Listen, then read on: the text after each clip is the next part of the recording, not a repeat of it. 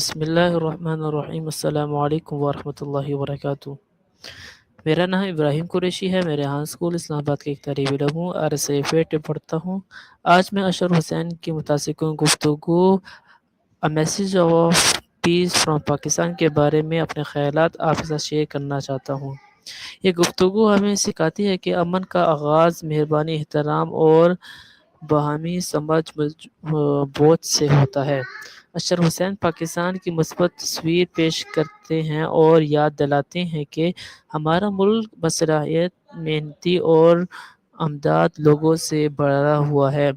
وہ ہمیں ترغیب دیتے ہیں کہ ہم اپنے الفاظ، رویے اور اعمال کے ذریعے امن، محبت اور بھائی چارے کو فروغ دیں۔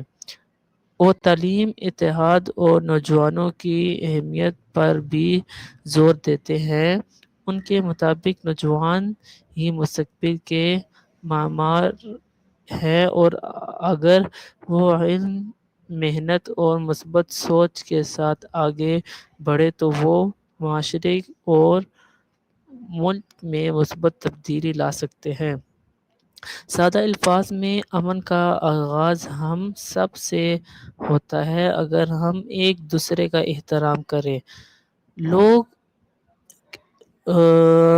لوگوں کی مدد کریں اور متحد رہیں تو ہم پاکستان اور پوری دنیا کو ایک بہتر جگہ بنا سکتے ہیں۔